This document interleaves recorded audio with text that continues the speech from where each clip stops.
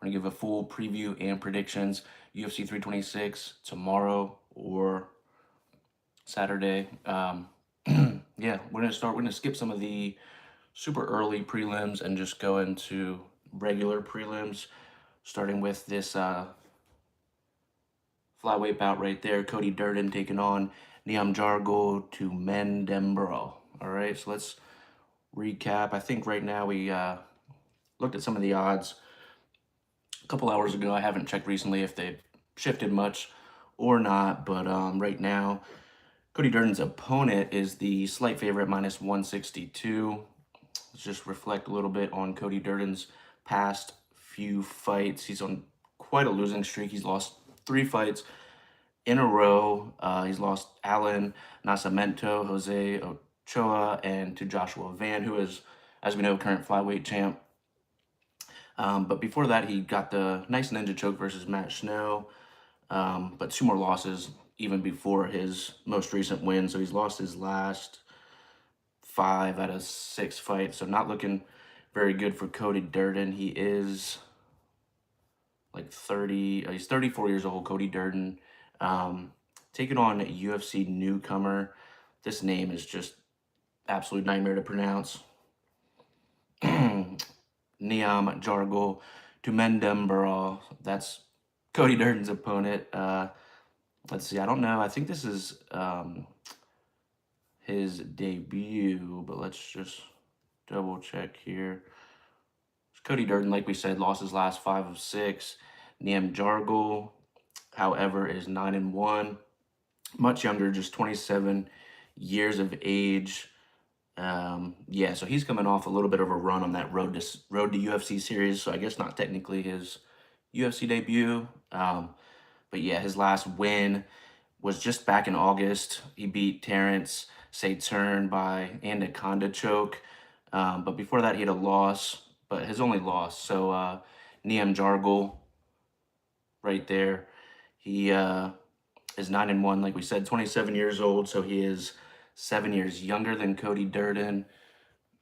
Hold on 1 second here.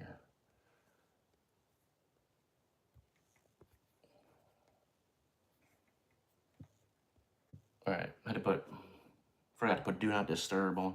But yeah, Niam Jargo is the favorite, like we said, minus 162. So we're gonna roll with him. Cody Durden, always a game opponent. Again, flyweight division is pretty wide open right now. But we're gonna roll with the UFC newcomer, fresh off his road to UFC victory. Niam Jargo to Mendembro.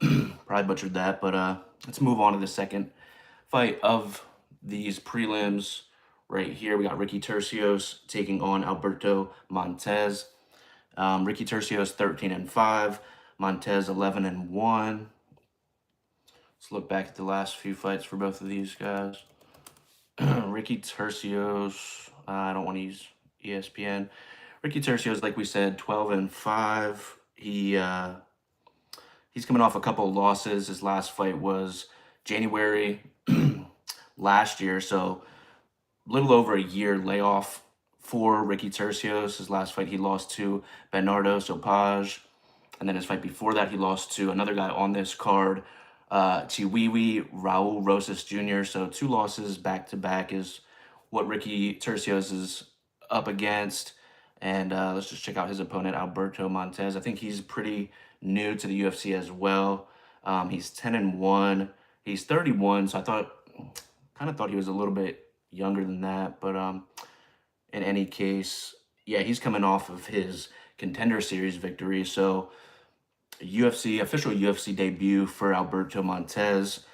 His last few fights, he has 2 back-to-back anaconda choke victories, so that must be his bread and butter. Before that, a Darce choke victory.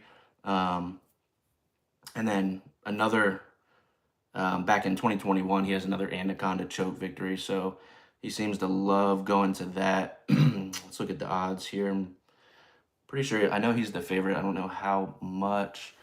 Yeah, anaconda choke is crazy. Montez, decent favorite, minus 180 right now. Ricky Tercios, like we said, facing back-to-back losses. So I think Alberto Montez does get it done. Let's move on. We're gonna breeze through these prelims a little bit and focus a little more on the main card. Um, the biggest favorite of the night coming up in this middleweight division, Dante Johnson taking on Cody Brundage. Cody Brundage just getting all these. This is a pretty short notice fight. I think we saw him fight just less than a month ago. He lost to Cam Rouston, that fight in Australia. But let's double check here. Dante Johnson, he's pretty fresh off the Contender Series also. He's 27, Cody Brundage 31, Dante Johnson just 7-0. Cody Brundage 11, 8 and 1, so not the best record. Dante Johnson, let's see. I think he won his Contender Series fight at heavyweight, actually, which is crazy. He's fighting now at middleweight. Just refresh our memory here. Lockjaw, Dante Johnson. Yep, he's 27, 7-0. Yeah, he obviously last few fights. He made his UFC debut, was his last fight in November last year. He beat Cedric Dumas by guillotine choke in the second round. And then on the Contender Series, he had a knockout victory. So he can do a little bit of both. Like we said, he's the biggest favorite on this card. Last time we checked, he was minus 800. So just massive favorite, sorry, is Dante Johnson. Cody Brundage, let's just check out some of his last few here.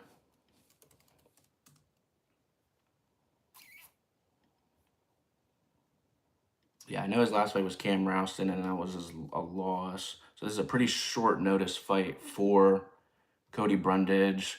Yeah, he lost in the second round to Cam Rouston. Okay, so it was a little over a month ago. That was the January 31st card. Like we said, that was on UFC 325 from Sydney, Australia. Before that, he also lost to Eric Mikanico. That was a split decision. Yeah, he's a very kind of weird record. Like we said, he's 11, 8 and 1. So he hasn't had a victory since March of 2025. Super active, but not very successful lately. I don't know that there's much value on this fight betting wise. Obviously not straight up at minus 800 for Dante Johnson, but I do think he gets the victory. Probably knockout. Not sure what the odds are for. If you want to bet that, probably less than a round and a half. I think Dante Johnson will probably be able to get Brundage out of there. Now moving on, where are we at right here? So that was that one. Moving on to Cody Garbrandt taking on Long Zhao in the bantamweight division. Cody Garbrandt, like we know, former bantamweight champion, but that was quite a while ago. So from one Cody to the next, Cody Garbrandt. Yeah. Let's see what kind of skid he's on. Okay, just two losses back to back. For Cody Garbrandt, he lost his last fight to Rene Barcelos. He lost that by decision, so not like he got knocked out or anything. And then his fight before that, he lost to former flyweight champ Davison Figueiredo. He had two victories right before that. He beat Trevin Jones and Brian Kelleher. But yeah, just a tough little two-fight skid for Cody Garbrandt. And like we said, he's going up against right here Long Zhao. Let's see. I'm not super familiar with Zhao, but let's check out his last few. Not the greatest record for him either. Well, 27 and 10, obviously solid. A lot of fight experience. But Zhao is just 27 years old. From China. He actually lost his last fight. It was August of last year. He's been a little streaky lately. He had loss, victory, loss. Before that, he won two back-to-back. So, like I said, not super familiar with Long Zhao, but he is the favorite, just slightly, minus 162 over Cody Garbrandt, and we think Long Zhao is going to be able to get it done. I don't think it'll be easy. Cody Garbrandt, obviously super game, but he's a little chinny. He's been knocked out several times in his career. Don't know that he has that same power that he once had back during those crazy fights and that rivalry with TJ Dillashaw. Just much different fighter now. But yeah, Cody Garbrandt, I don't expect much from him at this point. So we're going to roll with the slight favorite, minus 162, Long Zhao, to get it done. All right, just like that, we're going to move on to the main card right here. This is actually a rematch. These guys have fought before. Gregory Rodriguez, 18-6, taking on 15-2, Bruno Ferreira. Like I said, these guys have fought once before, and Ferreira actually got the victory. But despite Bruno already beating him once, RoboCop Greg Rodriguez is the favorite right now. Last time we checked, he was about minus 175, minus 180. Favorite is Rodriguez. Let's just go over a few of these fights, a few of these last fights for both of these guys here. RoboCop, Greg Rodriguez, like we said, 18-6. He's 34 years old. This fight taking place at middleweight. So he's coming off back-to-back victories. He beat Roman Kopylov via decision, beat Jack Hermanson by TKO, knockout in the first round. But before that, he lost to Jared Cannonier. But before that most recent loss, he had won 3 in a row. He beat Denis Tsui Lin, Brad Tavares, and Christian Leroy Duncan. So he's won his last 5 out of 6. Greg Rodriguez.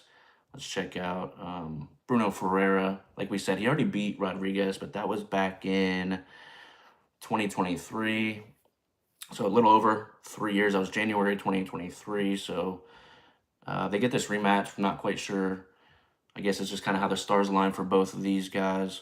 Let's look at Bruno, his last several fights. He's 15-2, so only 2 losses for Ferreira. I feel like this line should be a little bit closer, maybe even, but for some reason, like we said, RoboCop is a pretty good favorite, minus 175 last time we checked. Bruno, like we said, 15-2. He's 33 years old. He's been on a 3-fight win streak. He beat Armin Petrosian, Jackson McVeigh, and Marvin Vettori. So that was a decision victory against Vettori, armbar submission victory against McVeigh, and another armbar. So he was able to string together 2 armbar victories back. Those were all 2025, so super active Bruno Ferreira. Yeah, that's interesting. I'm surprised this line's not a little bit closer. You know what? I think we're going to roll with Ferreira, actually. I think we're going to go with the underdog, our first underdog pick of the night. We're going to go with Bruno Ferreira to be able to get the victory again, once again, over Rodriguez. And yeah, I don't know how he's going to do it. Probably decision, maybe submission victory, but I think Greg Rodriguez will not be able to avenge that loss against Ferreira, and Ferreira's going to be able to beat him a second time. That's our official pick. I think Ferreira is going to be able to defeat Greg Rodriguez. Now, moving on, where we at right here, we got Drew Dober taking on Michael Johnson. I think this is the closest line of the night, at least last time I checked. Michael Johnson's slight favorite, minus 120. Drew Dober at plus 100. So, yeah, super close, not completely even. But we got Michael Johnson as the slight favorite. Let's look at these last few fights. Michael Johnson's got to be getting up there age-wise, but he's been on a pretty good streak. Michael the Menace Johnson, that's a crazy record. He's 24-19, so that's almost 50 professional MMA fights. That's crazy. He's 39, but he's still just been chugging along. So his last 3, he has 3 victories in a row. Back February 2024, he beat Darius Flowers. Then he beat Atman Azatar, and he beat Daniel Zellhuber. 3 victories in a row. Before that, he lost to Diego Ferreira.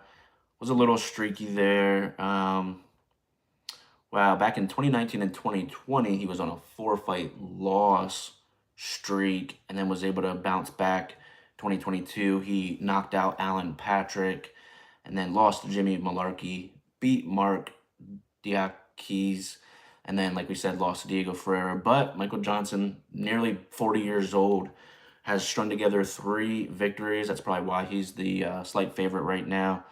Takes on, like they say, they call him Handsome Squidward or Crimson Chin Drew Dober.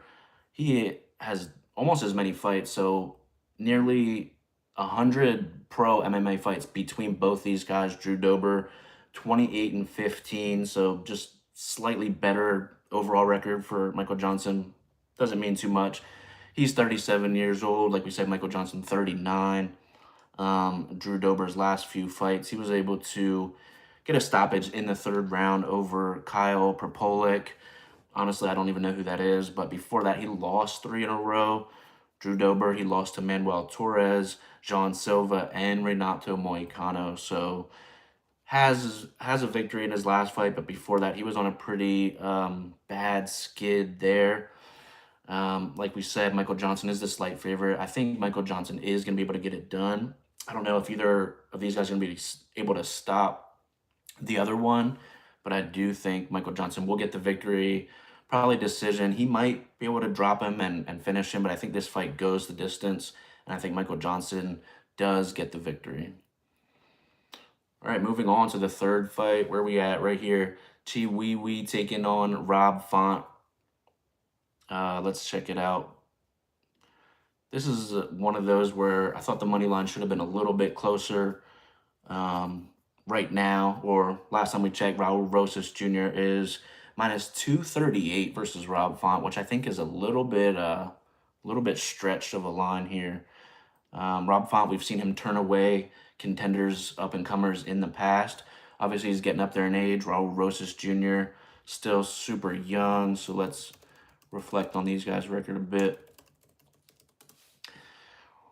El Nino Raul Rosas Jr. 11-1 has just that one loss that came from Christian Rodriguez back in 2023. But since then, he's been able to string 4 victories. Yep, 4 victories together. He beat Terrence Mitchell, Ricky Tercios. I don't even know how to pronounce this guy's name. It's one single name. It's crazy. And Vince Morales. What's going on, Dwight? Dwight was right. Dwight, drop in the comments who you got in the main event. Right now, we're talking about Rosas versus Font, but anybody in here, drop your prediction for the main event, Holloway versus Charles. But yeah, Rosas is still just 21 years old, which is crazy. Born in 2004, which blows my mind. I remember he joined the UFC and he was only 18, so I think he was one of the youngest debutants in the UFC ever, actually. And he is a pretty good favorite. Like I said, I think that line should be a little closer. He has 4 victories in a row, but I think Rob Font is getting slept on a little bit here. I think he's being underestimated by the books, by Vegas, whoever makes these lines.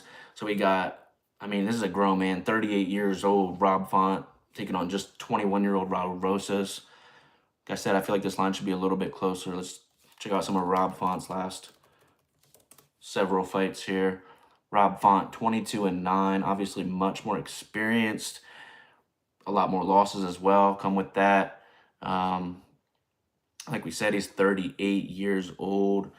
His last fight was a loss, but it was just a decision loss to David Martinez. But David Martinez, like we saw, has been on a tear himself. So take that loss for Rob Font with a grain of salt. But we've seen Rob Font turn away a couple contenders, younger guys, before in his second to last fight victory versus G Matsumoto, who's another super young, talented, but inexperienced guy. And he's also beat Kyler Phillips. Obviously streaky a little bit, Rob Font. But all these names that he's lost to have been either prior contenders or champions. So before his win against Kyler Phillips, he lost to former flyweight champ Davison Figueiredo, lost to top bantamweight contender Corey Sandhagen, Rob Font was able to beat Adrian Yanez, which I think surprised a lot of people because he was able to stop him in the first round. And then before that was two other losses, but listen to these names: Marlon Chito Vera and former champion Jose Aldo. So Rob Font has a lot of very solid victories. He's beaten Sergio Pettis, Ricky Simone, Marlon Moraes, Cody Garbrandt. He's fought pretty much everybody at the top or close to the top in those uh, in that bantamweight division. So I think, like I said, Rob Font, I think he's being underestimated. I think he's going to get slept on. He's slept on a little bit in this fight versus Raul Rosas. Very good boxing, very good stand up, not like crazy punching power, but he is able to put volume on certain guys. So I think we're going to actually roll with the underdog. I'm going to go with Rob Font, the old head, 38 versus 21-year-old Raul Rosas Jr. Like we said, Rosas is, last time I checked, minus 238 favorite. But I'm going to go with the underdog for this. I think this is just our second or third underdog pick. But Rob Font, right now, about plus 195. Let's go with Rob Font by decision. Hopefully, he's able to stuff those takedown attempts from Rosas Jr. And yeah, give us Rob Font, actually. Chiwewe getting out jab. Yeah. See, I like that pick. That's somebody. LBC Young, shout out to you. Yeah, if Rosas isn't able to get Rob Font down, he's gonna struggle. Crafty, much more experienced Rob Font. So yeah, I like that pick. Give us the underdog there. Once again, Rob Font about plus 195 as of right now. And just like that, we're gonna move on to the co-main event. This is another line I think is a little bit exaggerated. Let me just we got right here Rainier Dave Ritter taking on uh, Cal Barallo. Kai Barallo. Barallo 17-2. RDR 21-3. So a little bit more experience. He's a former champion in one championship, different promotion. But yeah, let's check out Kai Barallo, his last several fights. Oh yeah, we mentioned this line. Barallo is, last time we looked, minus 258. So I think he's also, I think RDR is also being, overlooked just a little bit here. Both these guys, I believe, coming off losses. Kai Barallo, 17-2, 33 years old. Let's see. Yeah, he's coming off that decision loss to Nasruddin Imavov, who's probably right there in title contention. Him and Strickland. Strickland probably edges out Imavov by a little bit because he does have that head-to-head victory over Imavov. But Barallo's last fight was September last year. Lost to Nasruddin. But yeah, that was only his second loss at all. Before that, he was on just crazy tear. He had his contender series victory back in 2021 was Barallo. He beat Aaron Jeffrey, and then he went on to beat Jesse Murray. So a lot of, not the biggest names, not the most impressive resume for Barallo, but let's look at his last few wins.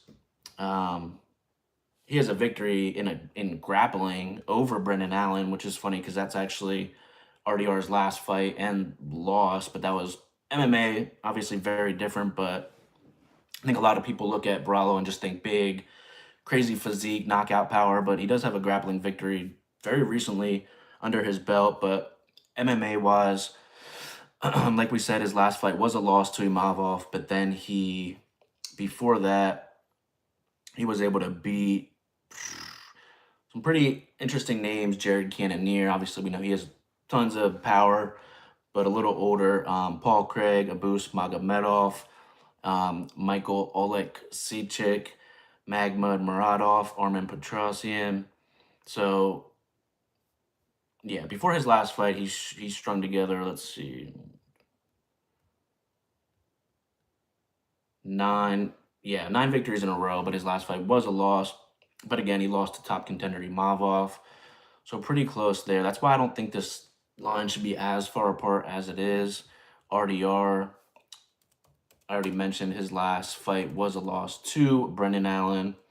Um, but yeah, before that, he looked really good. RDR, 21-3. He's 35. Like we know, came over from one championship, former champion over there. So he's only a few fights in as far as the UFC goes. Um, like we said, last fight was October last year, lost to Brendan Allen. But before that, I think a lot of people know him mostly in the UFC for that just punishing victory over Bo Nickel. Um, he's also beat uh, Magomed Murad Kasayev. That wasn't in the UFC though. His UFC debut was a victory arm triangle choke over the very tough and game Gerald Mearchart.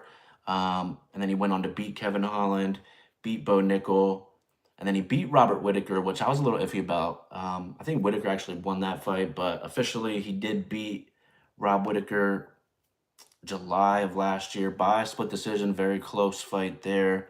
Um, so yeah, his UFC debut was a submission victory, submitted Kevin Holland, stopped Bo Nickel, and then an iffy decision victory over Bo Nickel. So very impressive when he first came into the UFC.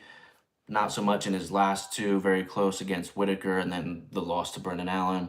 But I feel like this line should be a little bit closer. I think I mentioned it already. Kai Barallo is about a minus 258 favorite. I don't see that. I don't know. RDR is just super impressive on the ground. Obviously, we'll have to see how that plays out. But if RDR is able to get Brawlo to the ground, I think he's going to struggle pretty bad. But at the same time, Brawlo is a freak. Super strong punch power. We know RDR likes to use those knees to the body. I think if RDR doesn't, if he starts slow, he's going to struggle.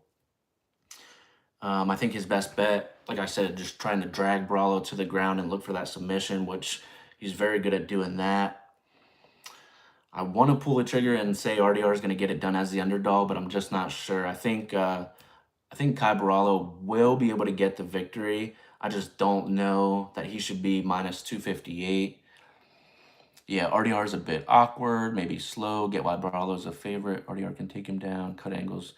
Yeah, 3 rounds. It's gonna be, yeah, it's tough. I could see, RDR starting slow and trying to go for some of those knees to the body and just getting clipped. We haven't really seen him face too much adversity except for his most recent loss. So we'll see how he bounces back. He looks like aesthetically, physically, to be in a lot better shape if you compare his last fight to this most recent one. Yeah, it's tough. Who do you think actually wins that LBC?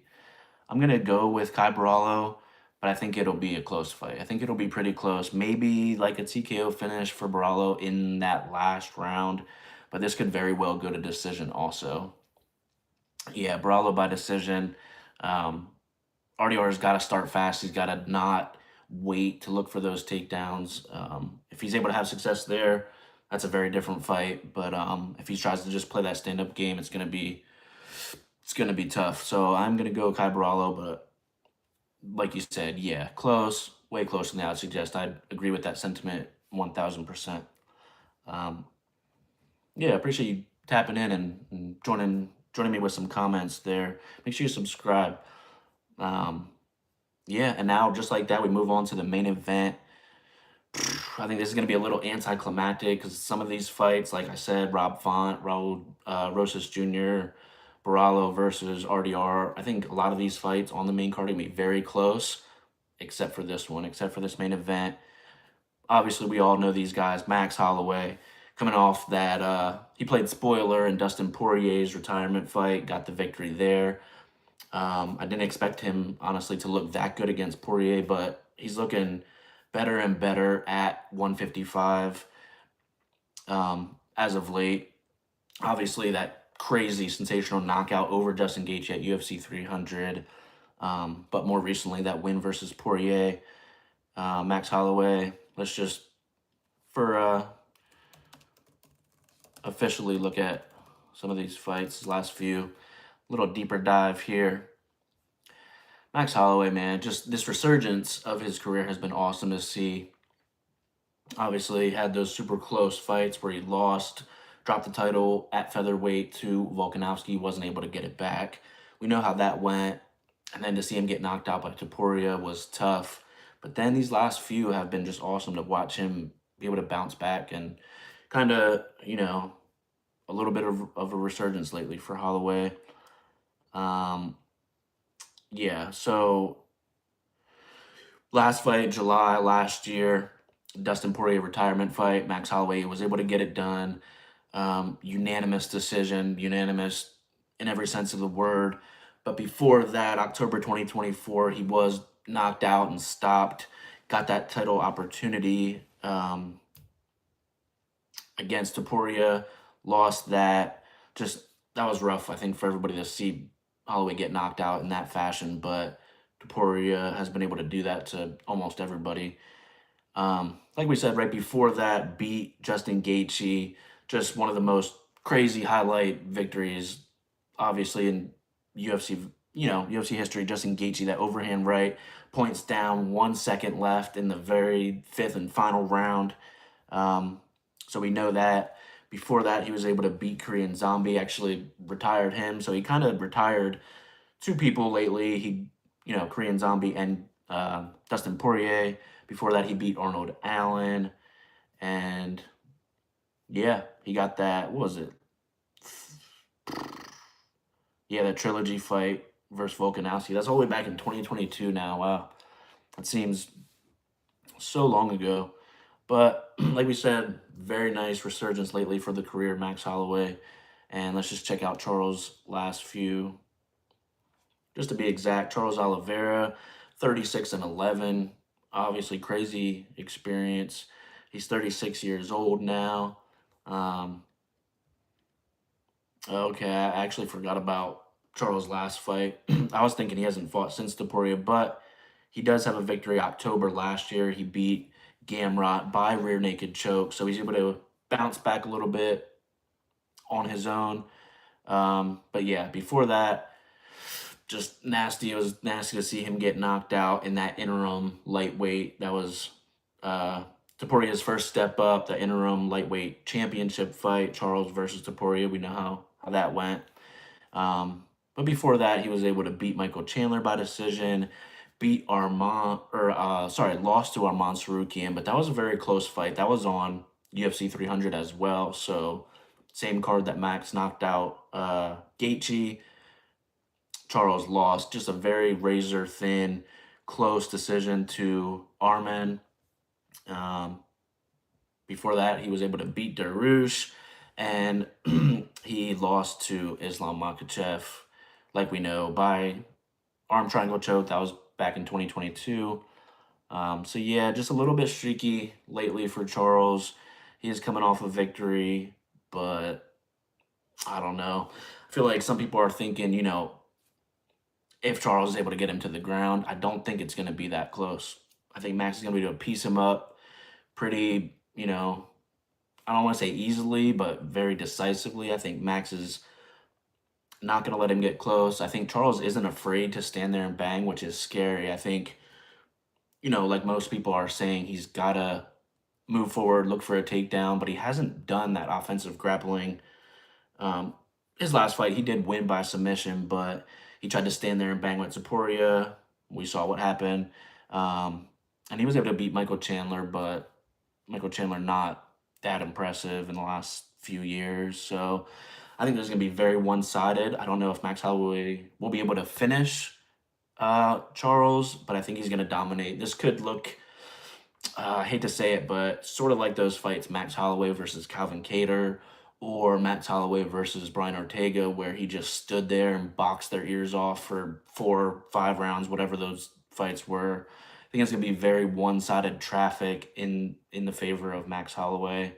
Even if Charles is able to get him down, I think Max is going to be able to bounce back up. He's a lot heavier. He seems healthier, stronger at 155. Charles has been at the weight for longer, but still not super impressive lately. So, yeah, what do you guys think? Let me know. Who do you think? Max Holloway, Charles? How do you see it going down? I don't think it's gonna be super competitive. I don't want to see Charles get knocked out. Yeah, if it's a draw, that's that's gonna be tough. And it's like, how do how do you rank them and move them after something like that? But yeah, two obviously big, massive fan favorites, Holloway, Charles. I think it's gonna be a masterclass in boxing. Hopefully, Holloway can display some takedown defense. It's tough to bet on this one. Let me just double check. Yeah, last time I looked, Holloway was minus 220 favorite. So, if Oliveira is going to win, obviously he's going to do it by submission. I don't know what that precise those odds are right now, but straight up Holloway minus 220. I think that's pretty fair. There's some decent value there. You might be able to pair him with somebody else like if you like one of those other underdogs, maybe Rob Font or something like that, but that's iffy. So I think there is some value there straight up for Max Holloway, but yeah, I don't want to see Oliveira get knocked out, but I think Holloway is going to be able to piece him up, and do his thing on the feet. And I don't know, it's tough to say where Holloway would go from here. He's got to kind of fall in line, as we know. Justin Gaethje is interim champ. They're probably going to do that. I don't know if it'll be the White House card or something else in the summertime. I think Topuria said his next fight is sometime in the summer. A lot of people probably assume that June White House card. So we know that's next. Topuria versus Gaethje.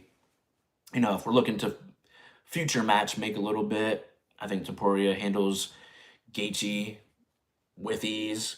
Some people were surprised that Gaethje was able to do what he did to Patty. Patty just didn't have many answers for Justin Gaethje. But we saw that not too long ago, Holloway Gaethje. So I don't know that there's that much interest there unless you're like a massive Gaethje fan. But Max Holloway can do this, get the victory. It's got to put him right, very close. He said he does want, obviously another title opportunity. If somehow Gaethje's able to beat Topuria, which I don't think is happening, then you can make an argument for that rematch, Gaethje versus Holloway. But it's going to be, I don't know. I don't know if Holloway versus Topuria 2 looks much different.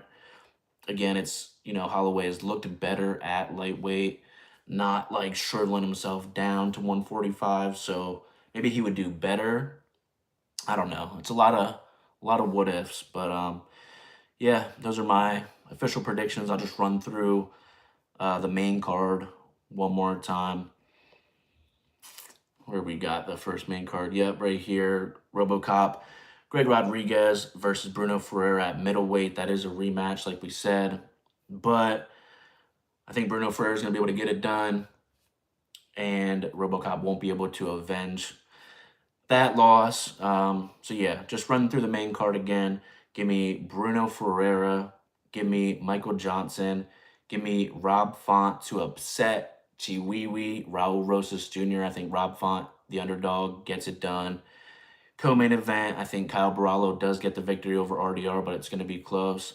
And the main event, again, I think Max Holloway beats Charles Oliveira and just puts on another very good performance, very solid, decisive victory on the feet. Yeah, that's what we got. Next week, what's on the slate here? Uh, Not a super. This card next week doesn't really blow anybody's hair back. That main event, Josh Emmett versus Kevin Vallejos, is pretty interesting. Two powerhouses at featherweight. But yeah, not gonna run through this whole card. But tomorrow, Saturday night, BMF Championship, Max Holloway, Charles Oliveira, I think is very one-sided, solid victory, masterclass, if you will, for Max Holloway. All right, thanks for